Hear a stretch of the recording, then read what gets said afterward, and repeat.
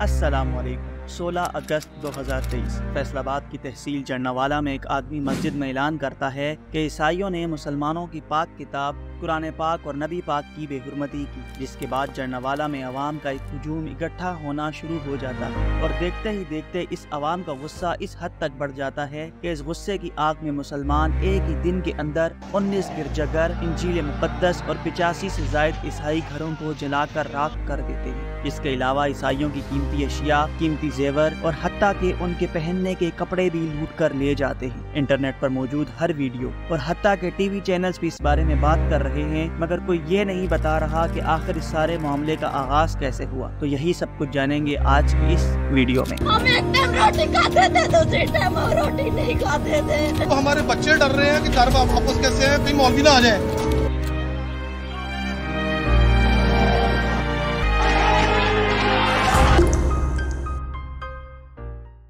तो नाजरीन, 15 और 16 अगस्त की दरमियानी शब यानी मंगल की रात और बुध की सुबह को फैसलाबाद की तहसील जर्नावाला में कुरान पाक की बेहुरमती के कुछ मनाजिर सामने आए, जिसमें कुछ सफ़ात पर लाल रंग की इंक से कुरान पाक के मुताल्लिक नाज़ेबा अल्फाज लिखे हुए थे, जो मैं यकीनन आपको नहीं दिखा सकता क्योंकि वह हम मुसलमानों के जज्बात मजरूह करते हैं। इन सफ़ात के मिलने पर यह तय पाया कि इन नाज़ेबा कलिमात को लिखने वाले दो ईसाई भाई राजा आमिर सलीम और रोकी सलीम शामिल हैं। जिसके बाद लोगों ने इन सफ़ात को मोहल्ले की मेहताब जामा मस्जिद से ताल्लुक़ रखने वाले आलिम यूनस चिश्ती के हवाले कर दिए और फिर तमाम लोगों ने मिलकर जर्नावाला पुलिस स्टेशन में जाकर आमिर और रोकी सलीम के खिलाफ सबूत जमा कराने के बाद 295C के तहत FIR दर्ज करवाई और ये वक्त था तकरीबन सुबह के 6 बजे। इस वाक़े के 1 घंटे बाद तकरीबन 7 बजे एक आदमी जामा मस्जिद मेहताब में आता है और लोगों को इकट्ठा करने के लिए बड़े जोर शोर से ऐलान करता है और ये कहता है कि तमाम मुसलमान मेहताब जामा मस्जिद के सामने इकट्ठे हों और अगर कानून बेहुरमती करने वालों को नहीं पकड़ता तो वो पुरसुकून एहतिजाज का मुजाहिरा करेंगे, जिसे आप सुन भी सकते हैं। साइयां ने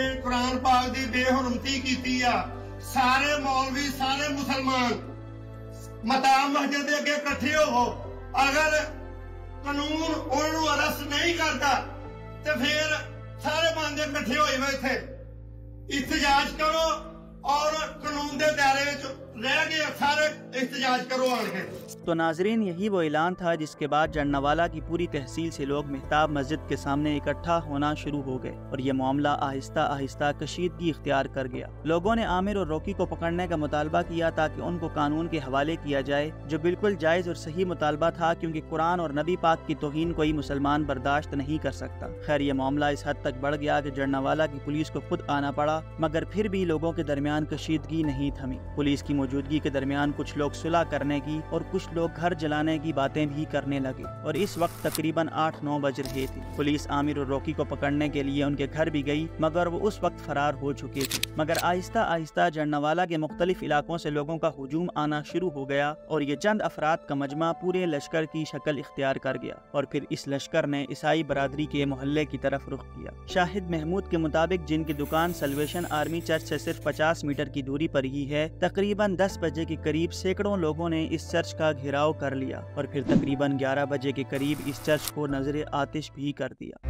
मगर नाजरीन, ये तो सिर्फ एक चर्च था। उस एक दिन में मुसलमानों ने तकरीबन 5 गिरजाघरों को जलाकर राख कर दिया और बाकी 14 गिरजाघरों को तोड़ फोड़ कर तहस नहस कर दिया। इसके अलावा मुसलमानों ने सिर्फ ईसाइयों की इबादत गाहों को ही नहीं बल्कि ईसाइयों के 86 घरों को भी जलाकर राख का ढेर बना दिया। गरीब ईसाइयों के घरों के सामान बाहर फेंक कर जलाए गए और उन्हें उस रात अपने ही मुल्क में मफरूरों की तरह खेतों में छुप छुप कर रहना पड़ा। ईसाई माएँ बहनें चीखती चिल्लाती रही, मगर हमारी हुकूमत उस वक्त खामोश रही। मगर नाजरीन, दरिंदगी और जुल्म की इंतहा उस वक्त जा पहुंची जब लोग घर जलाने के बाद गरीब ईसाइयों के खून पसीने और मेहनत की कमाई से खरीदी कीमती अशिया को लूट कर ले गए। किसी के घर से पैसे गायब थे तो किसी के घर से जेवर, किसी के घर से बेटी के लिए बनाया जहेज का सामान गायब था तो किसी के घर से बच्चों के खिलौने, हत्ता के ईसाइयों के मुताबिक उनके घरों से पहनने वाले कपड़े भी लूटे गए। इस सारे मामले के दरमियान पुलिस तो नाकाम ही रही, लेकिन हुकूमत ने किसी और तरफ से किसी मदद का इंतजाम नहीं किया। जब सारी बस्ती जलकर राख हो गई तो फिर रेंजर को तैनात करके दफा 144 नाफिज कर दी गई और फिर इसके बाद नाम निहाद minister, MPs, head of police और सो कॉल्ड पॉलिटिशियन की तरफ से ट्विटर पर मजम्मत का अंबार लग गया, जो हमेशा वाकया गुजरने के बाद हुआ ही करता है।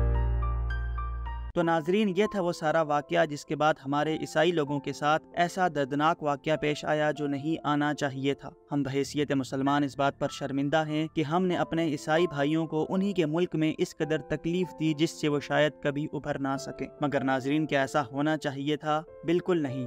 فرسٹ آف آل، عامر اور روکی جنہوں نے توہین مذہب اور توہین قرآن کیا، اگر ان کا جرم صادر ہو جاتا ہے تو انہیں قانون اسلام اور پاکستان کے مطابق اگر سزائے موت ہے تو سزائے موت ملنی ہی چاہیے، کیونکہ کوئی بھی مسلمان یہ برداشت نہیں کر سکتا کہ ان کے مذہب کی توہین ہو۔ لیکن اگر اس کے برعکس اگر قانون ان دونوں کو سزا نہیں دیتا تو مسلمانوں کو اپنے ہی اداروں کے سامنے احتجاج کرنا چاہیے، کیونکہ قانون تو اس ملک کا اسلام ہی ہے۔ مگر ہم صرف اپنے ہی توہین مذہب کے بارے میں بات کرتے ہیں، مگر کیا اس سارے واقعے میں عیسائی گرجا گھروں اور انجیل مقدس کی توہین نہیں ہوئی، جو بحیثیت مسلمان ہماری ہی کتاب ہے؟ مگر وہ سارے لوگ جو اس واقعے میں ملوث تھے، میں ان کو ذرا اس حدیث پر غور کروانا چاہتا ہوں کہ جب صحابہ کرام کسی جنگ میں جاتے تو نبی کریم ان سے اس طرح فرماتے۔ صحیح مسلم کی حدیث ہے کہ نبی کریم صلی اللہ تعالی علیہ وآلہ وسلم نے حضرت ابو موسیٰ اشعری رضی اللہ تعالی عنہ اور حضرت معاذ رضی اللہ تعالی عنہ کو یمن کی طرف بھیجا اور فرمایا، بسم اللہ الرحمن الرحیم،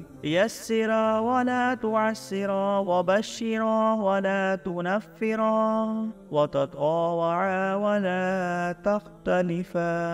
تم دونوں آسانی پیدا کرنا، مشکل میں نہ ڈالنا، خوشخبری دینا، دور نہ بگانا، آپس میں اتفاق رکھنا، اختلاف نہ کرنا۔ اسی باب کی ایک اور حدیث ہے جسے حضرت ابو موسیٰ رضی اللہ تعالی عنہ نے بیان فرمایا، بسم اللہ الرحمن الرحیم، بشروا ولا تنفروا ویسروا ولا تعسروا۔